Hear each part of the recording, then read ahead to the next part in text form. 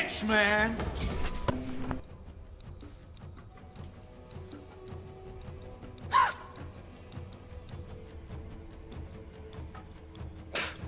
What's going on, guys? It's October Horrorfest, and on this episode of On the Set, I'm taking a look at the remake of House on Haunted Hill.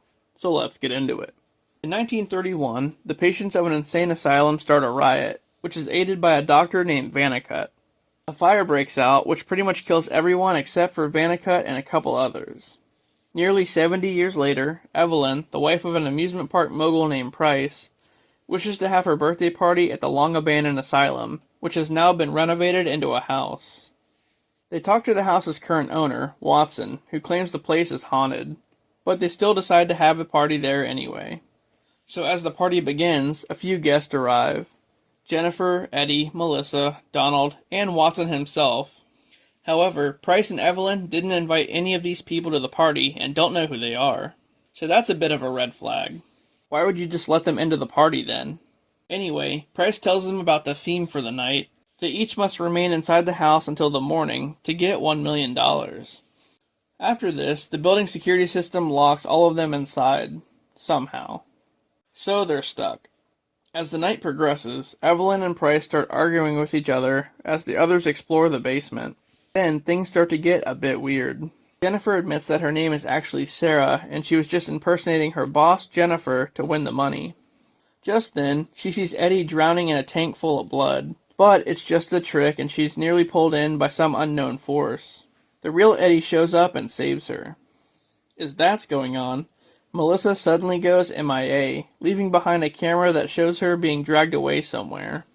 Price has tricks rigged all around the house to trick the guests, but when he checks in on his assistant, who's supposed to be keeping track of everything, he finds the assistant dead. Go figure.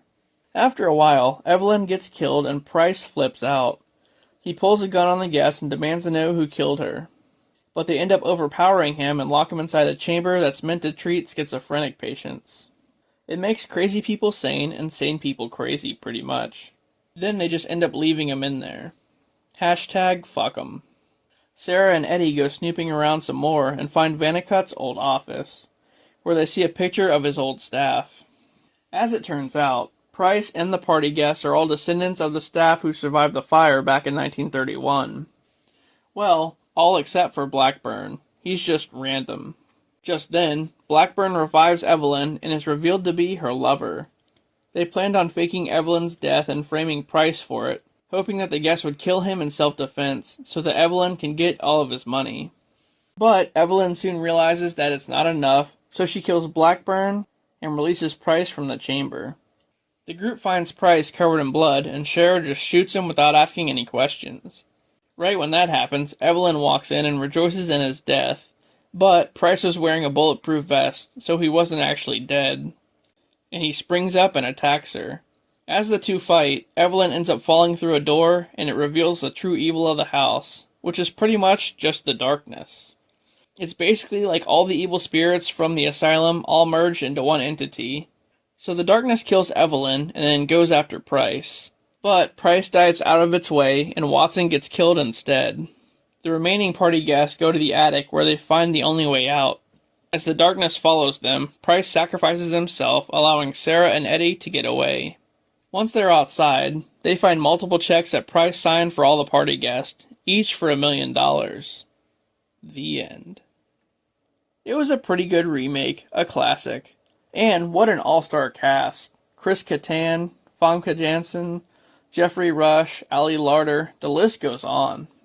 Evelyn's plan to get Price's money failed miserably, and she became another part of the darkness. Yeah, you couldn't pay me to go to that house. Anyway, that was House on Haunted Hill. Next time we check out the third Conjuring film, and I'll see you on the next one.